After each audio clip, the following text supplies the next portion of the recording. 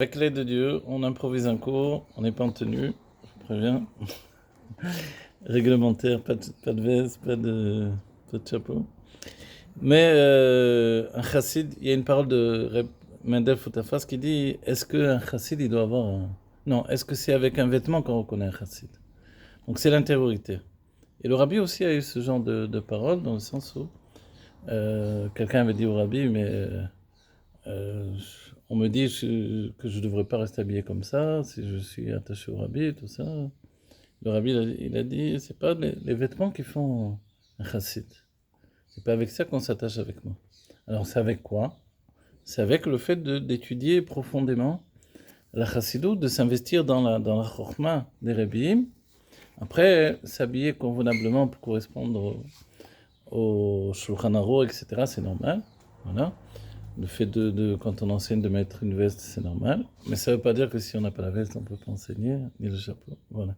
Donc on improvise un cours. Cette semaine j'ai enseigné un cours sur la notion les notions essentielles de Sfirat Omer.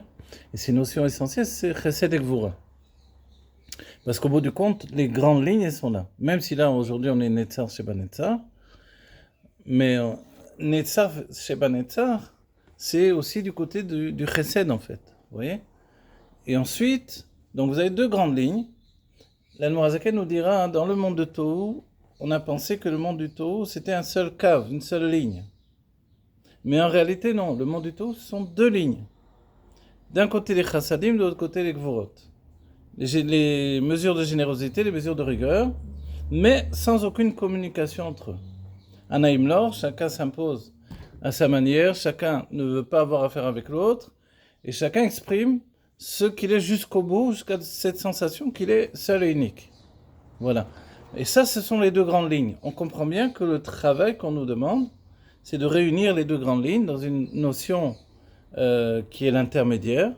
L'intermédiaire, lui, il est toujours composé des deux côtés. Voilà. On peut dire que... Alors c'est pour ça que nous aussi on a un intermédiaire entre Dieu et nous, comme Moshe Rabbeinu par exemple. On nous dit c'est pas exactement comme ça, puisque Moshe, lui, il ne voulait pas être intermédiaire. Et que Dieu ne voulait pas spécifiquement un intermédiaire. Mais comme on n'a pas supporté l'élévation du rapport de Dieu directement avec nous, de passer d'esclave à un juif tzaddik qui s'élève dans la communication avec Dieu, qui quitte son corps et qui peut mourir et qui peut revenir avec la rosée de résurrection, la rosée de la Torah, on n'a pas supporté. Alors on a demandé à Moshe d'être intermédiaire. On va dire, mais quand même, si on écoute bien cet enseignement, donc Moshe, il est intermédiaire, donc il est ce qu'on appelle Tiferet. Et le nom Tiferet, c'est un nom qu'on donne à toutes les sphirotes du monde de Hatzilut, les sphirotes englobées dans Zeranpin, c'est-à-dire les sentiments. Dans la Kabbalah, si vous dites Tiferet, c'est soit la sphira de Tiferet en particulier, soit toutes les sphirotes qui sont incluses dans Zeranpin. Vous voyez ?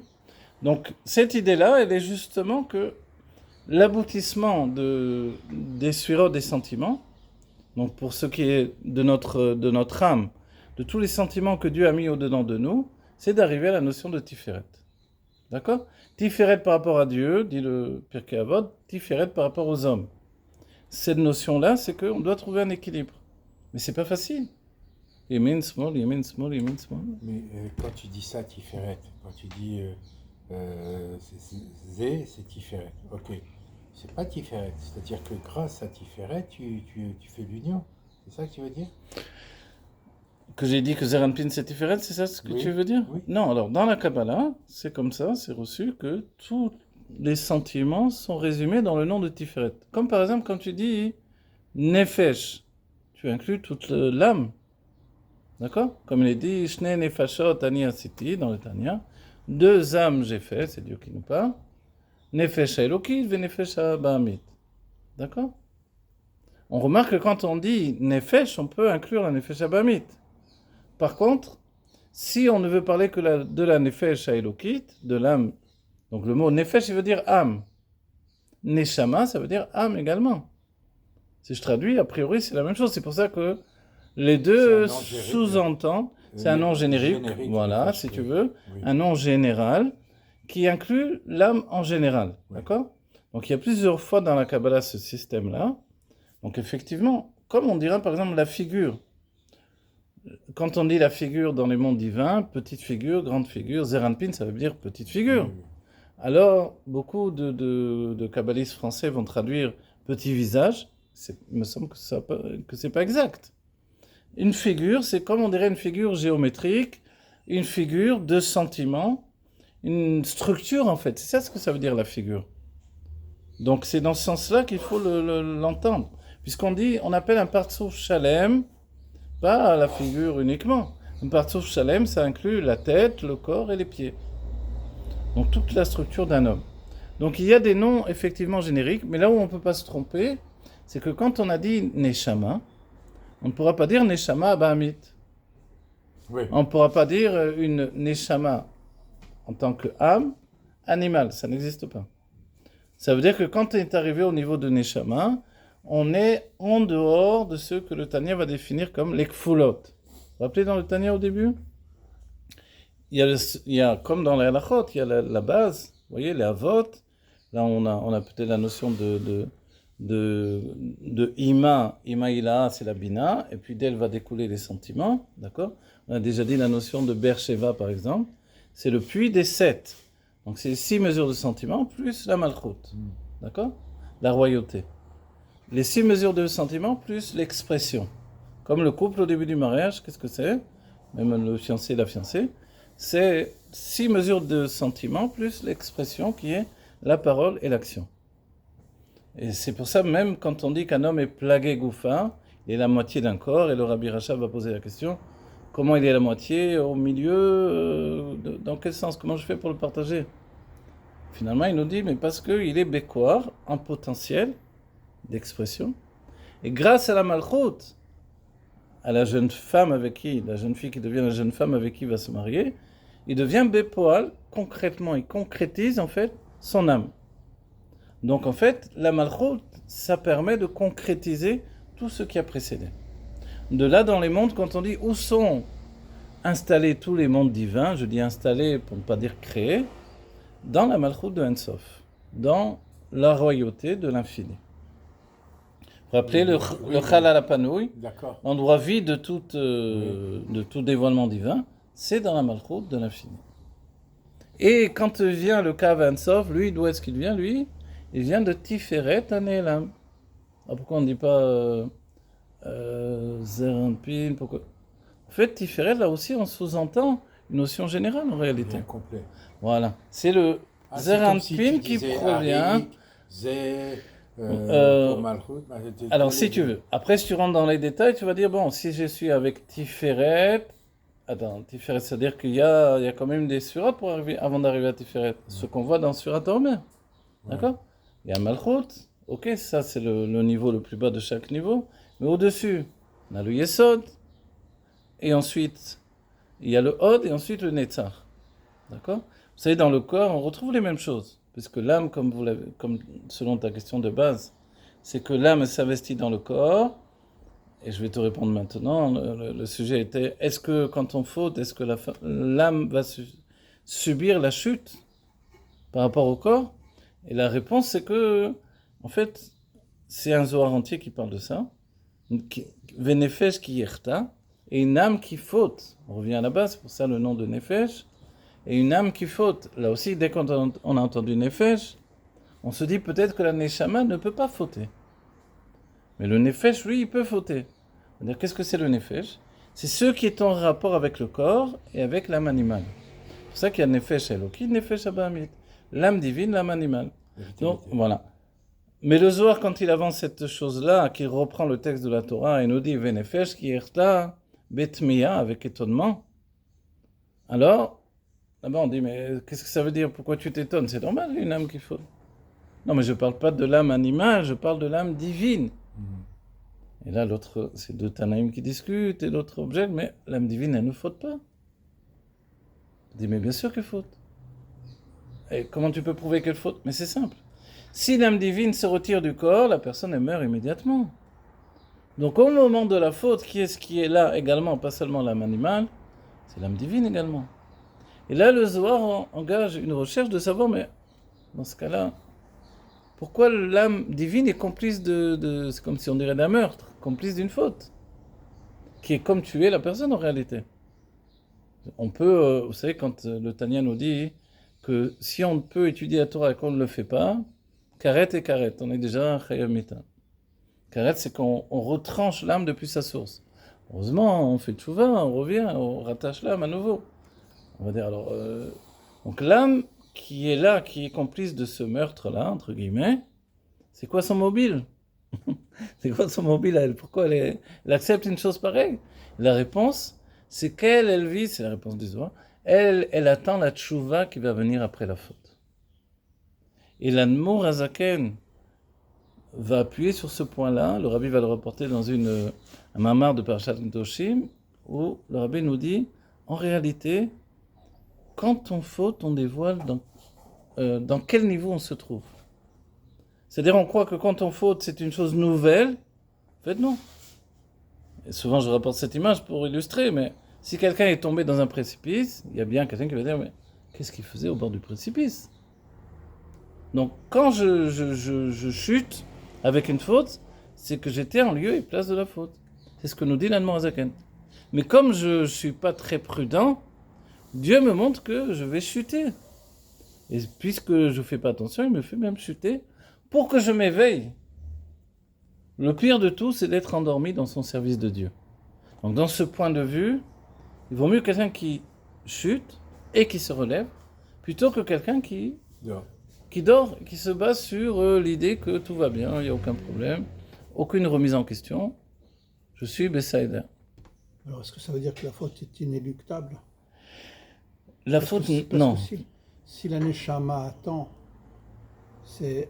est-ce qu'elle attend à partir du moment où on chute, qui est Teshuvah, ou est-ce qu'elle attend, elle est là Alors, bonne question. Non, c'est une très bonne question. Je félicite, c'est bien. J'encourage toujours les élèves, c'est important. Non, la question elle est bonne parce que, comment te dire? Qu'est-ce qui est important pour Dieu? C'est que la tchouva, qu'est-ce que ça veut dire profondément? C'est que je reviens à ce que j'étais dans mon potentiel. Dieu m'a donné une vie avec un potentiel. Il y a les potentaires, les potentiels, tu vois. Donc le potentiel, c'est ce que je peux réussir dans ce monde. La vraie tchouva, c'est pas tellement en rapport avec la faute en réalité. La faute, nous dit le Rabbi dans ce même Hamar de Kedoshim, il nous dit, c'est un électrochoc. Quelqu'un se dit, ça y est, je suis arrivé au niveau de Benoni, tout va bien. Et paf, il se rend compte qu'il a fait une faute. Il s'en rend compte. Parce qu'en réalité, il y a des tas de fautes qu'on fait et qu'on ne se rend pas compte. Comme Shabbat, où il y a des tas de avérotes possibles et on n'a pas conscience en vérité. Parce qu'il faut vraiment étudier beaucoup pour se rendre compte de ça. Mais quand tu te rends compte, c'est que là, il y a quelque chose qui est de l'ordre de la, on va dire, à Ben Adam Isdaazea. Tout à coup, je prends... Donc, j'étais pas au niveau que je croyais précédemment. Mais non. Je croyais que j'étais un Benoni qui fautait jamais. Mais si j'étais un Benoni qui fautait jamais, tu n'aurais jamais fauté. Ah, donc j'étais pas un Benoni. Mais non. Ah. Donc après le Benoni, au niveau le plus bas, c'est Rachav et Tovlo, d'après le Tanya. Rachav et Tovlo, c'est quelqu'un qui est quelqu'un de bien. L'essentiel, c'est le bien. Mais dès qu'il fait une faute, tac, il bascule dans Rachav et Tovlo. C'est-à-dire, il a la théouda, chaque fois on lui marque. Donc, alors, qu'est-ce qu'il faut faire? Alors, il faut faire tchouva. Et la tchouva, c'est de s'effrayer du fait que je puisse chuter comme ça, continuellement. Donc, de me mettre en chemin pour me relever, en fait. Et comment je peux me relever? En me rattachant à la part divine qui est en moi et en devenant un étudiant de cette Torah qui exige de moi une perfection que j'atteins, entre guillemets, rarement, on va dire. La perfection que je devrais atteindre, c'est tzaddik, m'a fait jurer dans le ventre. L'âme qui était en rapport avec l'embryon, elle a juré Tei tzaddik ve'al tei racha. Déjà, on voit qu'il y a comme une difficulté, parce qu'on me dit, sois un tzaddik, mais ne sois pas un racha, ne sois pas un impie. A priori, je dis, mais si je suis un tzaddik, je ne suis pas un impie. Et de là, avec l'Admor Azaken, on comprend, tu peux être un Benoni.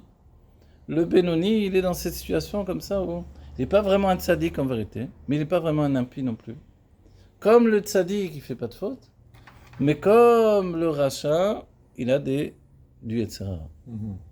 Alors nous, on se dit, alors je peux être dans cette catégorie quand même.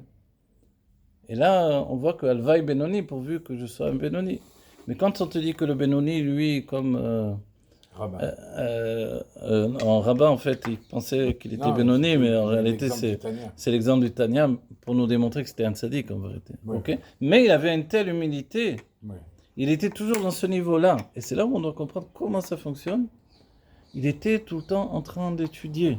C'est bien que le Malach Hamavet n'a pas pu le prendre.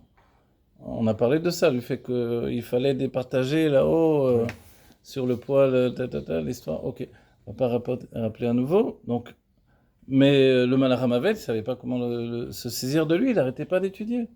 Pourquoi il n'arrêtait pas d'étudier? Parce qu'il avait peur que s'il arrêtait un moment, en fait, le Yetzer Hara allait se réveiller. Ça veut dire quoi? Ça veut dire qu'il pensait que son Yetzer Hara dormait. Comme le Benoni au moment du Kriyat Shema. Il est vraiment comme un tzaddik au moment du... Pas un tzaddik, mais comme un tzaddik. Qui est tzaddik? Et alors, qu'est-ce qui se passe avec son Yetzer Hara dans ce cas-là? Il dort. Donc, lui, Rabba Kegon Aina Benoni, il pensait qu'il était vraiment un Benoni. Il étudiait à un tel niveau qu'il s'est dit, je ne vais pas lui laisser de répit. Je ne vais pas le laisser montrer, sortir sa tête. Je continue jusqu'au bout. Et en fait, d'un certain point de vue, le judaïsme, c'est te dire, tu sais quoi? Il n'y a pas de commencement à ton judaïsme, il n'y a pas de fin. Parce que l'âme est infinie. Et que même si le corps, lui, il a l'air limité, et que les mitzvot ont l'air limités, puisque ça s'investit dans la limite, on a étudié clairement dans le Tanya. C'est-à-dire qu'effectivement, il y a des mesures dans chaque chose pour les mitzvot. On voit le arba à l'arba, etc., les mesures des tfilin, les mesures de ci, les mesures de là, sans arrêt. La soukha, on va dire ok, mais pourquoi toutes ces mesures? Parce que l'infini désire résider dans la mesure et la limite. Mais il faut comprendre que quand je fais ce travail-là, j'évite moi-même d'être enfermé dans la limite. C'est ça le secret. D'une certaine manière, c'est comme si je disais, je vais nourrir la limite avec l'infini, comme ça, elle ne va pas m'enfermer. Voilà. C'est un peu cette idée-là. Donc en fait, la tchouva, elle est quoi? Elle a utilisé le potentiel que Dieu m'a transmis, et chacun on est différent l'un de l'autre. Moi, je ne peux pas être Moshe Rabbeinu, je dois être moi-même. Et pour être moi-même, je dois travailler à me comprendre, comment je fonctionne. Et savoir même mon système par rapport à mon Yetzer Hara également.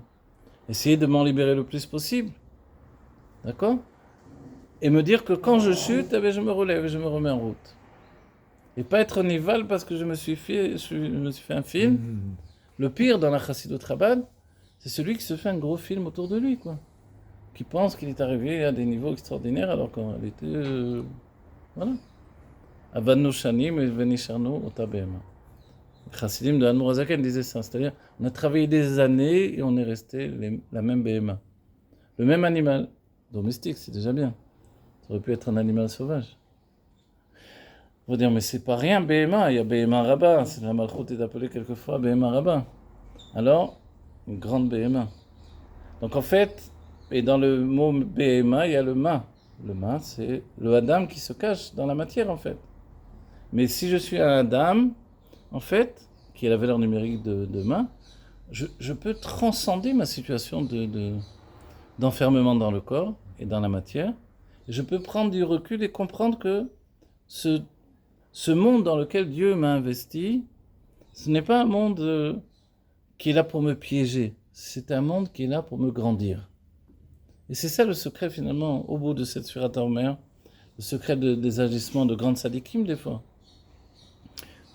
Si vous faites la Maseret Sota, donc tous les ans normalement on devrait faire la Maseret Sota, donc des années on y arrive, des années on n'y arrive pas, dans la période du Homer, Daf c'est une page par rapport à un jour du Homer, et on voit que dans Maseret Sota, on prend plein la tête aussi. La femme Sota avec toute l'histoire, et puis Shimshon Agibor, avec la chute de Shimshon, etc. Et en fait, on découvre que Shimshon, c'était un tzaddik. C'était un dayan. Il avait du roi HaKodesh dans l'action, dans une force surhumaine. C'était pas rien, cet homme-là. Et qu'est-ce qu'il voulait faire? Pourquoi il est parti à Gaza? Gaza, aujourd'hui, on y est. Alors, Tu dis, qu'est-ce qu'il y avait là-bas, aller chercher des femmes de cet endroit-là? On comprend en fait qu'il voulait nous empêcher à nous d'y arriver, et de tomber, de chuter là-bas. Mais il n'y a pas réussi. Parce que là-bas, il y a une part de Géoula, qui est les Nitzotzot qui nous mènent vers Yarden, de l'autre côté du Yarden, du Jourdain, et qui fait qu'on va rentrer dans la Géoula. Et la Géoula, c'est le niveau de Chabad en fait.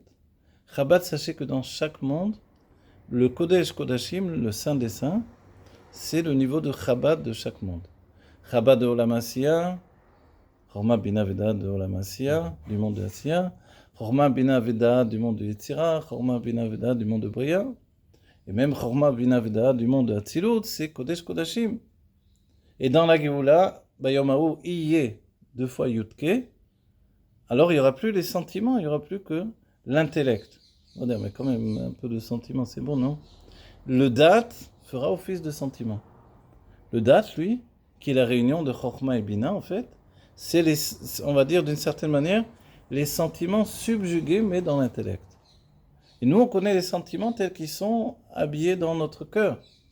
Mais pour arriver aux sentiments habillés dans le cœur, on l'a étudié dans la Mbet, il faut d'abord une structure de sentiments dans l'intellect. Et ça s'appelle, on l'a vu, l'Aïtpalut, l'émerveillement intellectuel qui va donner naissance à des sentiments nés de l'intellect. C'est-à-dire que quand j'étudie et quand je m'émerveille dans l'étude, forcément je vais enfanter des sentiments métoukanim, réparés. Et ces sentiments-là, au lieu de me faire chuter, au lieu de me mettre en exil, parce que l'exil, ce sont les sentiments, pas autre chose, ces sentiments vont me délivrer. Quand on est, regardez bien, on est Sfirat HaOmer, tous les jours on parle d'une Mida, aujourd'hui on est Netzar Sheba Netzar, on peut dire on peut tout réussir, ou presque, quoi. Alors,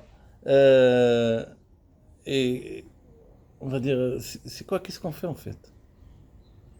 Ça doit être quoi ma mise au point au-devant de moi, mon questionnement personnel, ma remise en question? C'est qu'à chaque fois que j'ai une Mida, je me dis, mais où j'en suis moi de cette Mida-là? À mesure de sentiment de Netzar Sheba Netzar, est-ce que je suis vraiment un gagnant? Est-ce que j'ai vraiment le bitachon d'apporter la Géoula? Bitachon, ça veut dire que je suis sûr et certain que la Géoula va arriver. Je suis sûr et certain que je peux être un serviteur de Dieu de tout mon être. Je suis sûr et certain que je ne vais plus perdre mon temps dans des ch'touillots du monde et dans c'est rien, le téléphone et les bêtises de la vie, etc. Je suis sûr.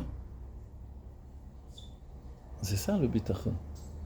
On va dire, mais le bitachon, qu'est-ce que c'est? Dans le corps, c'est la jambe droite. La jambe gauche, on va entrer dans le Hod. Quand on arrivera au Hod, chez Béhod, on arrivera au point le plus bas de toute la Sfirat HaOmer. Non, il y a ça. Hod, chez Béhod, je sais. Tu sais quel jour c'est? C'est Lag BaOmer. Ah non, mais Lag BaOmer, ça peut pas être le point le plus bas de tout. C'est justement pour ça que Rabbi Shimon Bar Yochai, ce jour-là, il élève à un niveau sans précédent. Quand Yaakov Avinu a été frappé dans sa jambe, le guide Anaché en question, comment je parle, jusqu'à aujourd'hui, c'est le Hod Sheba Hod qui est touché là. Et le Hod, c'est la Tmimout, c'est la candeur, l'innocence. Non, mais c'est une bonne mida, ça. Mais c'est une bonne mina. Alors pourquoi il faut travailler ce point-là? Et pourquoi c'est tellement dangereux? Ah, voilà. Voilà. L'innocence, c'est bon jusqu'à un certain point. Ouais. Quelqu'un vient me voir et il me propose de la drogue. Il me dit, tu vas voir, ça va te donner une bonne impression avec ça, tu vas être un gagnant. Tu vas... Ok. Qu'est-ce que je te donne en échange?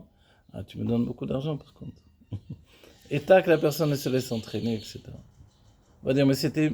La mère va toujours témoigner, mais mon enfant, c'est un enfant merveilleux, tellement innocent. Tellement innocent. Et la raison, c'est son innocence qui a été touchée par ça. Parce que s'il s'était gardé, s'il avait mis en avant le Netzar, qui a la jambe droite, plutôt que le Hod, qui a la jambe gauche, il n'aurait jamais chuté là-dedans. J'ai entendu quelqu'un qui m'a dit je fais ce que je peux Shabbat, mais je fume 1 ou 2 cigarettes parce que je ne tiens pas le coup. Bon, qu'est-ce que je dis? Je dis bon, essaye d'avancer, fais ton mieux.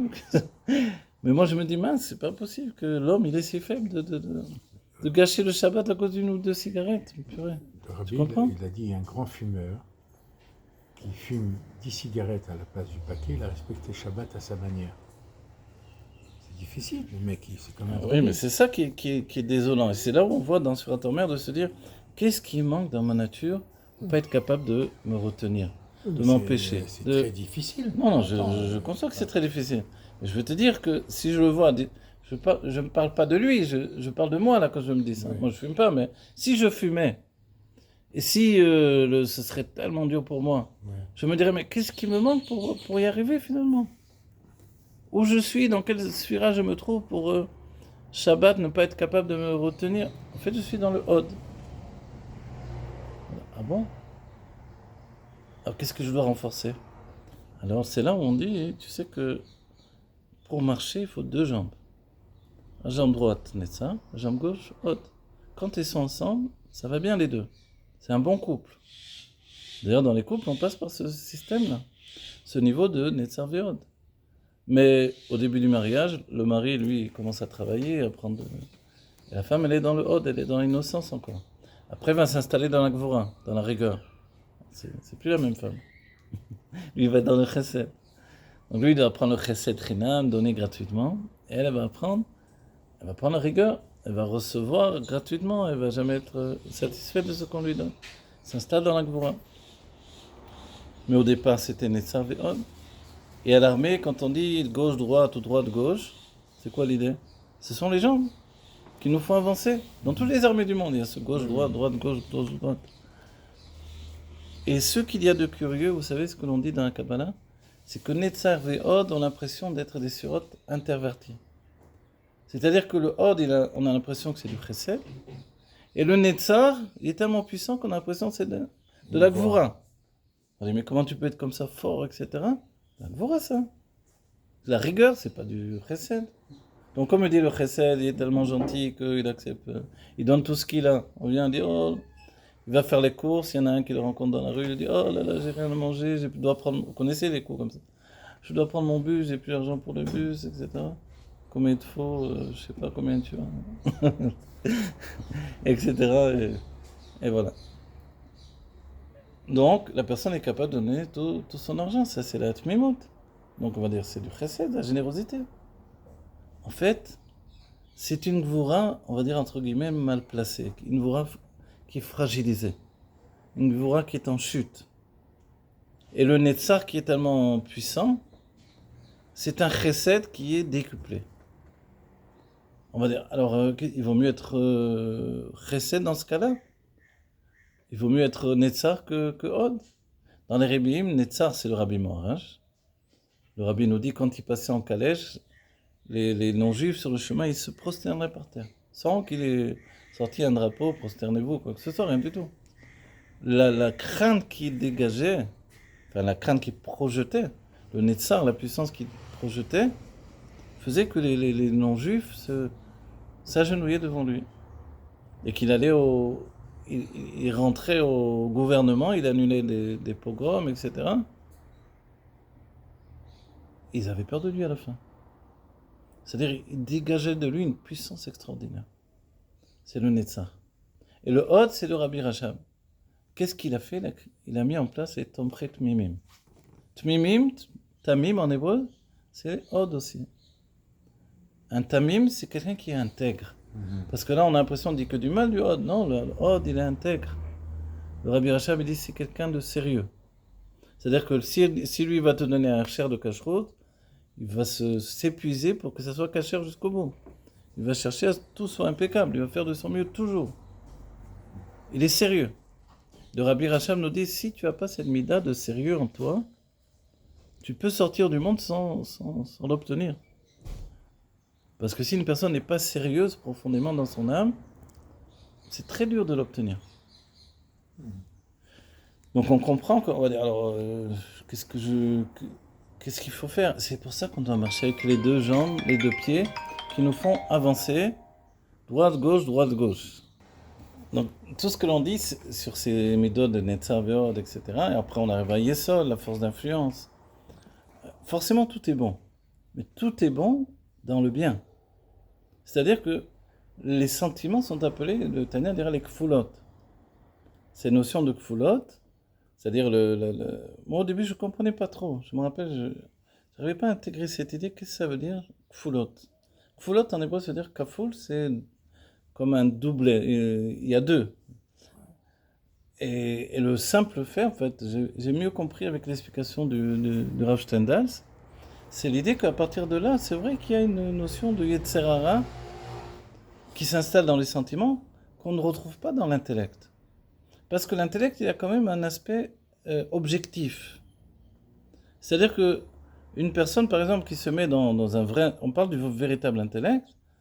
On a vu dans l'histoire du judaïsme, quelquefois, des grands penseurs qui ont défendu les juifs auprès des rois, etc. Mais qu'est-ce qui a occasionné ces choses-là? Parce qu'ils ont vu que dans le peuple juif, il y avait des hommes qui allaient dans le bien, le sens de l'intellect et du raisonnement et de l'intelligence, et que face à eux, ils avaient quelquefois des charlatans qui étaient complètement incrédules en vérité dans la logique même intellectuelle, etc. Donc ils ont dit, bon, pourquoi je vais aller du côté des charlatans, plutôt aller vers le sens des hommes de bien qui travaillent. C'est-à-dire aujourd'hui, il y a encore, on le voit aujourd'hui encore, je sais pas, il y a des historiens ou des penseurs qui défendent le peuple juif, parce qu'ils disent, mais parce que ce sont des gens qui étudient, des gens qui s'investissent par la Gemara, et encore ils connaissent peut-être pas la Chassidoute, etc. Mais ils voient que quand même il y a un travail intellectuel important chez le peuple juif. Et on a dit dernièrement, le fait de prendre des maçons qui travaillaient aux pyramides, d'en faire des intellectuels, c'était pas une chose évidente. Et pourtant Dieu a réussi ce travail-là. De la même chose, on peut dire, bon, mais une fois que c'est installé, on n'est plus aussi intellectuel que ça. Puisqu'une fois qu'on étudie, on est habitué à étudier, c'est devenu une seconde nature. Donc on étudie parce qu'on est juif, et c'est comme ça. On ne va pas laisser la Torah aux non-juifs, etc. Surtout l'intériorité de la Torah. Donc c'est notre trésor, c'est notre héritage de juif. Donc évidemment, si tu es juif et que tu n'aimes pas étudier, tu es toujours un petit peu à la traîne derrière l'avancée de la Torah qui pourrait t'apporter des merveilles de vie et te reconsidérer ton point de vue sur la vie, etc. Surtout quand on parle de Elokut, de t'élever spirituellement. Donc en fait, la Torah est là, elle te fait avancer. Et ce qu'il y a de merveilleux, c'est que depuis l'Admor HaZaken, il y a aussi une faculté de répondre à tes questions. Vous savez, dans la Kabbalah, je vais rapporter le fait que, moi je me rappelle au début de la Kabbalah, j'avais posé cette question, j'avais demandé lama. Pourquoi? Quand on me dit, je sais pas moi, comme je vous ai dit, Tiferet, ça englobe tous les sentiments de Zeranpin. Moi, automatiquement, je demande la main. Pourquoi? Et la réponse qu'on m'a donnée dans le monde de la Kabbalah, c'était Kan Adoni lo shoalim lama et la er. Ici, monsieur, on ne pose pas la question pourquoi. On demande comment, mais pas pourquoi. C'est-à-dire que dans le monde de la Kabbalah, on est dans le Hod, on reçoit Bet Mimout avec une grande intégrité, mais il n'y a pas le questionnement, la remise en question de la Bina ou quoi que ce soit, pas du tout. Parce que on est dans l'acceptation. Oui, Kabbalah. Voilà. Mais quand on vient dans la Chassidut Rabbah, on voit que le rabbi fréquemment demande le pourquoi des choses. Et que non seulement on demande le pourquoi des choses, mais on a aussi des réponses. C'est ça qui est extraordinaire. La réponse, elle est à l'infini sur tous les sujets. Et donc on est un siècle dans lequel, par la Chassidut Rabbah, on est à même de découvrir le pourquoi des mitzvot, le pourquoi des sphirot, des mondes divins, de tout ce qui était auparavant caché et relégué au plus grand d'entre le peuple juif, etc. La Torah dit, la Gemara dira que c'est Maasim Gdolim, Dvarim Gdolim, des grandes choses. Parce que les petites choses, c'est les discussions d'Abaye, Verava, autour de la Lacha, etc. Donc les grandes choses, c'est Maasim Merkava, Maasim Bereshit, donc les secrets de la Kabbalah, etc. Donc on est ici dans les grandes choses et encore on pose des questions. Quand les kabbalistes reçoivent les choses sans poser de questions, par exemple la méthode de Yerushalayim, la méthode de Bethel, on étudie là-bas sans expliquer les choses. On lit le Etzraïm sans aucune explication. Et quand on a terminé, qu'est-ce qu'on fait? On recommence du début. Et ainsi de suite. Année après Pas un année. Rav pour, Le Rav, il explique pas, il lit essentiellement. Voilà, mais alors, avec le temps, on finit par intégrer les choses, c'est ça qui est extraordinaire. Mais si on a des questions, c'est pas forcé qu'on ait les réponses. Parce que moi, j'ai connu une personne, pendant 20 ans, il avait la question qu'est-ce que c'est qu'est-ce que, qu'est-ce que c'est Zeranpin? Pour vous dire. Alors, on va dire mais c'est pas possible. Mais si tu sais pas ce que c'est Zeranpin, comment tu étudies la Kabbalah du Hari, etc. Après 20 ans, il a dit ah, j'ai compris finalement qu'est-ce que c'est. Et de là, il a intégré tout ce qu'il avait étudié précédemment. C'est une méthode. attention, On n'est pas là pour ok, critiquer. oui. Je vous l'ai dit juste pour vous dire. Ça aussi, c'est dans le Hod, c'est-à-dire je reçois et je suis intègre avec ça. On va dire, mais le Rabbi Rachab, quand lui, il a fondé Tempret Mimim, qui s'inclut dans la Chassidut Rabbah, c'était pas non plus d'être comme ça. C'était d'être sérieux dans l'engagement que j'ai pour comprendre chaque chose. Et c'est là on voit qu'il fait un tikkun, une réparation du Hod d'une manière magistrale. C'est-à-dire le Hod qui peut être le niveau où on chute terriblement, où Rabbi Shimon Bar Yochai a donné sa vie pour nous élever. Vous savez que la Bina, son influence arrive jusqu'au niveau de Hod. Et après, le Yesod, c'est presque pas une sphira. C'est juste un conduit qui distribue les sentiments. C'est-à-dire chez nous, le Yesod, c'est la force d'influence. Voilà. Je t'influence si je sais quelque chose. Mais si je sais rien, ou si je ressens rien, ou si j'ai rien à dire. Il y a un secret chez le Yesod, c'est qu'il a le Yofi, la beauté. Et comme il a la beauté, il est capable d'influencer sans vraiment connaître son sujet. J'ai rapporté quelquefois. C'est-à-dire que vraiment le Yesod, il est tellement merveilleux qu'il est capable d'influencer alors qu'il vient tout juste de commencer à étudier. Et qu'il est bien loin d'avoir conclu quoi que ce soit sur l'étude. Commencer à étudier. C'est moi, je parle de moi. Je parle de moi, ça fait... je crois que je suis un Olé Khadash, ça fait des années. Je vais payer ma carte de bus quand je sors. Bon, voilà. Alors, tout ça, quand on parle des surotes dans Surat Omer, on comprend que chaque jour, c'est une remise en question. C'est ça que je veux vous dire. Vous voyez? Et que si on nous rapporte Shimshon et qu'il a chuté, on va dire, mais c'est lamentable la manière dont il a chuté, le pauvre. Tout ça pour courir derrière une femme. Dalila, on dit que, vous vous rappelez dans Maseret Sota, c'est comme, Dalila, c'est comme le seau qui descend dans le puits, on tire l'eau, et à chaque fois, elle lui donnait l'impression que elle grandissait son désir, elle se retirait, elle grandissait son désir, elle se retirait. Et à chaque fois, elle lui demandait, dis-moi ton secret, d'où vient ta force? Lui dit non, laisse. La force, elle vient de Dieu. Oui, je sais bien qu'elle vient de Dieu, mais exactement. Qu'est-ce qui catalyse ta force? Et lui, il ne les révélait pas. Jusqu'à ce qu'à un moment, il n'en pouvait plus de ce jeu d'essence, en fait, là, où il était tombé. Et il lui a révélé que c'était dans le fait qu'il était nazir, les cheveux qu'il consacrait à Dieu. Et de là, il lui a coupé les cheveux, et de là, il a chuté, et de là... On va dire, mais c'est quand même extraordinaire, cette histoire-là. On parle d'un tzaddik, quand même. C'est comme quand on parle de Shlomo, on parle de tzaddikim. Les deux, ici, ils voulaient apporter la Géoula, en fait. Shlomo, quand il s'est marié avec toutes les femmes de la terre, entre guillemets, ça veut dire les femmes des rois de la terre, c'est pas parce qu'il aimait beaucoup les femmes. Tu aimes les femmes, tu en prends une qui te contente, pas 50 000 femmes. Alors c'est quoi l'idée? C'était d'apporter la Géoula, en ramenant les racines du monde dans sa propre maison à lui, pour nous éviter à nous de partir en exil.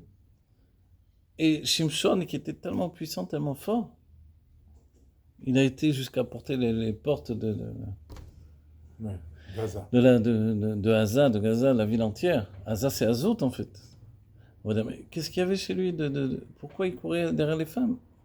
C'est parce qu'il cherchait les nitzotzot, les étincelles qui étaient là-bas et qui pouvaient nous empêcher de vivre ce qu'on vit aujourd'hui avec nos soldats qui sont tombés. Parce qu'il savait que là-bas, il y a une part de Géoula qu'on peut prendre que là-bas, en fait. Que notre combat, il se porte aujourd'hui, à la fin de l'exil, dans cet endroit précisément. Donc on va dire, mais il a chuté. Qui nous dit que nous, on peut l'emporter? Ouais, tous nos soldats, ça y est, plus d'1 millier qui sont tombés maintenant. On va dire, c'est le même combat, alors. On va dire, oui, mais nous devons remporter le combat aujourd'hui. Et toutes ces âmes qui sont parties vont revenir dans des corps pour vivre dans ce monde qui est construit de limites, pour vivre l'infini au sein de la limite. Et ça, c'est la Géoula. Comme on l'a dit, Si on vous demande c'est quoi la Géoula au bout du compte, il y a la Sikha du Rabbi de notre paracha de Acharek Doshim qui est le fait de Gola avec le Aleph, ça devient Géoula, extrêmement célèbre mais extrêmement important. La Gola d'entre les Arba, les Shonot Shel Géoula, les 4 termes de la Géoula, Otseti, Velakarti, Veveti, Vegalti. Je sais pas si c'est dans l'ordre, mais le Galti, c'est ce qu'on a choisi en tout cas. Oui, mais on peut dire, mais c'est problématique parce que Galti qui veut dire je t'ai délivré. Donc vous vous rappelez, ce sont les 4 coupes de Pessah. Ouais. Donc le Galti, le Rabbi nous fait remarquer que dans Galti, il y a Gola, qui veut dire exil en hébreu. Donc, comme on dit Galout, Gola c'est pareil. On va dire, alors pourquoi on a pris ce nom-là? Il est plus problématique que les autres. Parce que c'est le secret de la Géoula, il est là. C'est que la Gola avec le Aleph, ça fait Géoula. Ouais. Ah, ok. Mais quand on dévoile le Aleph dans la Gola, est-ce que la Gola, elle est restée Gola ou elle est devenue Géoula. Géoula? Alors ça veut dire quoi? C'est là où le Rabbi nous dit une chose extraordinaire, qu'il y a une ma'ala, ça c'est sur plusieurs devant Malchut, mais c'est important de le savoir. Il y a une élévation dans la Gola, dans la Galoute si on veut, l'exil, c'est qu'il enfante la Géoula. C'est pour ça que notre exil d'aujourd'hui, qui est tellement long, il est aussi long parce qu'il va enfanter la Géoula. Une Géoula éternelle. Mais l'important, c'est ce que le Rabbi nous dit, c'est quoi? C'est qu'en fait, tout ce que l'on voit, ce sont exactement les structures que Dieu a choisies dans la matière pour apporter la Géoula. C'est-à-dire que la Gola, elle devient elle-même la Géoula quand le Aleph se dévoile à l'intérieur. Le Aleph, c'est Alofo Shel Olam, le maître du monde, mais Aleph, c'est toujours lié avec Ulpana. Vous vous rappelez Ulpana? Ulpan, on connaît, pour apprendre l'hébreu. Mais l'Ulpan, c'est s'entraîner en fait. Donc ce monde-ci, c'est un monde d'entraînement. Le Aleph, il est caché. On s'entraîne à se dépasser constamment. C'est-à-dire, un juif, c'est un être qui est tout le temps en tchouva. L'Admor Hazaken voulait appeler chassidim, non pas chassidim, voulait les appeler Baalei Tchouva. Ceux qui sont tout le temps en train de faire tchouva, en fait. Le Baal Tchouva, on va dire, est-ce qu'il est tzaddik, Benoni ou Racha? Non, Baal Tchouva, c'est l'ascenseur des 3 niveaux, en fait. Il n'y a pas de tzaddik sans Baal Tchouva. Et quand on est Racha, ça provoque que l'on fasse tchouva également. Le Rabbi, dans une sikha, il va rapporter le fait, mais le Mishkan, c'était pour qui, en fait? Le Mishkan, c'était pour les tzaddikim? Il dit non, les tzaddikim n'ont pas besoin de Mishkan. Pourquoi? Parce que là-bas, ce sont que des kaparot, des expiations sur les fautes qu'on a commises, le Mishkan. Donc les tzaddikim n'en ont pas besoin, ils ne font pas de fautes. Alors le Rabbi dit, alors donc c'est pour les Rechaïm? Il dit non, parce que le Racha, il ne veut pas de Mishkan. Il ne veut pas faire le Racha, lui, il s'en fiche. Alors c'est pour qui? C'est pour le Baal Tchouva. Donc le Baal Tchouva, en réalité, c'est l'intériorité de tous les niveaux. C'est bien que le Mashiach vient faire Tchouva Tzadikim. au tzadikim. L'Arzira, tzadikaya betiyufta. C'est incroyable. Comment il va leur donner de faire tchouva, de se rendre compte qu'en fait, cette situation d'élévation qui fait partie de leur nature, c'est quelque chose que Dieu a mis en eux, qui n'est peut-être pas le fruit de leur travail personnel en fait. Qu'ils avaient déjà toutes les qualités d'un tzaddik, tandis qu'un homme qui était d'un niveau inférieur, qui s'est élevé, alors il a fait véritablement un chidouche chez Dieu. Quelque chose qui n'existait pas. Oui, mais une chose, un enfant qui est né tzaddik, un enfant qui est né rabbi, s'il n'étudie pas, il ne sera jamais rabbi. Donc D'accord. il est obligé de travailler. Mais comme il est rabbi, il étudie. Il a une facilité. Non, mais je suis d'accord avec Là, toi. tu vois. Non, je sais. On Il a dit, une on dit que, facilité. voilà, on dit que dans sa petite enfance, s'il est tzaddik ben tzaddik, il dispose des makifim, c'est-à-dire des Oui, lumières des qui l'entourent lumières des qui parents. arrivent. Voilà. Mais il faut qu'il étudie. Voilà. Ensuite, quand arrive le moment de la bar mitzvah, c'est là où l'âme divine va se dévoiler Oui. et qui va commencer à devenir indépendant. Sur le Rabbi Rachab, les chassidim avaient l'habitude de dire, ou même pas que les chassidim, même les rabbis m'en parlaient de cette manière-là. Le Rabbi Rachab, on ne l'a connu que dans sa petite enfance. À partir de la bar mitzvah, c'était un être divin que personne n'arrivait à appréhender. Il était trop élevé. Il était trop élevé, il n'y avait plus de tfissa. C'était pas un homme comme les autres. C'est simple. Pas un enfant comme ça. Ouais, mais il a Ouais. quand même réussi C'était, à écrire. voilà, c'était déjà. Oui. Alors il a réussi à écrire, mais pour les autres. Voilà, il a réussi à le faire. Pour lui, c'était une difficulté terrible. Quand nous, on voit que Moshe il est venu, etc., on peut s'imaginer que Moshe, c'était une élévation, la Torah, etc. Mais là, le Moram Saïd nous dit très clairement que pour Moshe, donner la Torah au peuple juif, transmettre la Torah au peuple juif, c'était en fait une chute de niveau pour lui. Oui, parce que- Quand il dit Kvad Pe ve Kvad Lashon, alors, lourd de bouche et lourd de langue, le Moram Saïd dit c'est par rapport à la Torah écrite et la Torah orale. Il était lourd. Pour lui exprimer la Torah, c'était une difficulté. Comme le Hari. Voilà, c'était une difficulté, une descente de niveau en fait. Donc nous, c'est dur pour nous d'appréhender cette idée-là. C'est-à-dire, c'est possible. On comprend pas. Voilà, on ne comprend pas comment pour un homme, la Torah, c'est une chute de niveau, ça peut être. En fait, c'est-à-dire que intérieurement, lui, il y a la Torah telle qu'il la vit, lui, profondément. Et quand il était dans le palais de Pharaon pendant des années, il ne s'est pas tourné les pouces, il ne jouait pas, je ne sais pas à quoi il jouait les Égyptiens. Il étudiait la Torah directement avec Dieu, il étudiait à des niveaux extraordinaires. C'est bien que quand il a tué l'Égyptien avec un nom divin, il fallait bien qu'il apprenne quelque part ces noms divins. Donc c'est pas Pharaon qui lui a appris ça. Puisque Pharaon ne parlait pas l'hébreu. Donc ça veut dire que lui, il était déjà investi là-dedans, avec son âme élevée dans un niveau extraordinaire. Peut-être que son père lui a transmis des choses, peut-être sa mère lui a transmis des choses. Mais il y a des âmes qui sont descendues. Dans Shari Roi Kodesh, le Hari nous dit que l'ange qui enseignait la Torah à Moshe, parce qu'on a tous un Maguid, c'était le Malach Matat. Ah, carrément. Ouais. Donc le Malach Matat, c'est Sarah Pnim, le ministre de l'Intérieur, c'est lui il est préposé à tous les mondes en fait. Le monde de Bria, il sera Asiya et il est l'entité générale. L'ange qui est... Il a la tête, c'est le Yod. Voilà, il est relié à Yosef et en même temps à Moshe. Donc c'est pas rien. Donc on va dire, mais quand c'est qu'il a reçu... je croyais que Dieu il enseignait directement la Torah à Moshe. Alors peut-être qu'on parle de la période où il était justement dans le palais de Pharaon. Où là il recevait une Torah que nous, on n'a pas encore appréhendée, on n'a pas encore rencontrée dans notre vie. Oui, Qu'on rencontre par la Chassidoute aujourd'hui. Ça Mais... peut se comprendre dans la mesure où, quand Hachem lui a dit va délivrer le peuple, il a dit envoie qui tu dois envoyer. Voilà. Donc il avait étudié. Ouais, bien sûr, Shlachna Beyat Tishlach, il avait la conscience, on voit David Améler directement. Mais Dieu lui dit, mais David Améler, il n'est pas encore venu d'un certain point de vue.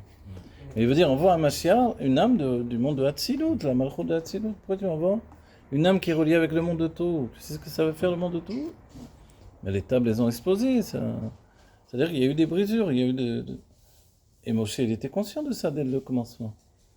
Donc en fait, il voulait pas. Lui, il voulait directement la Géoula Amétit Vachrema.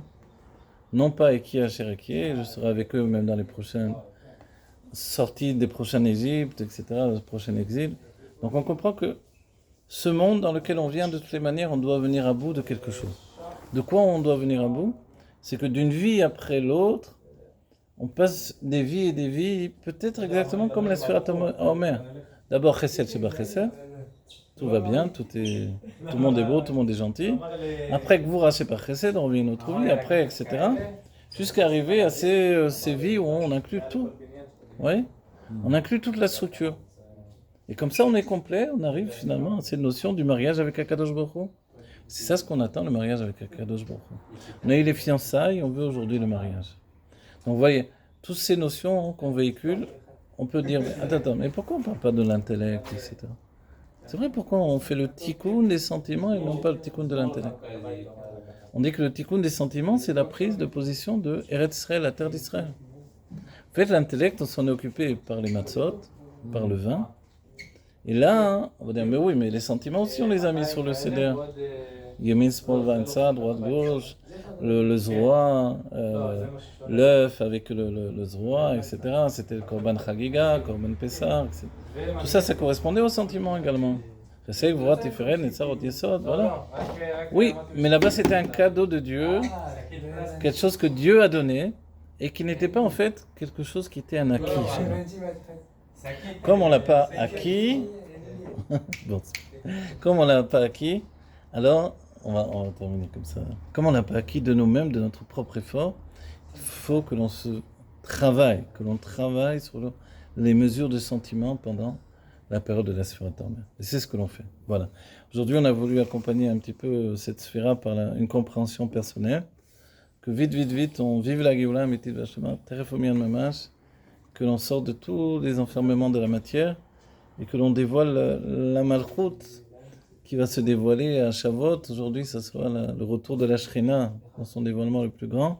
On sait que l'essence de Dieu est présente dans le monde, mais ce que l'on veut, c'est qu'elle se dévoile. Amen. Amen. Amen.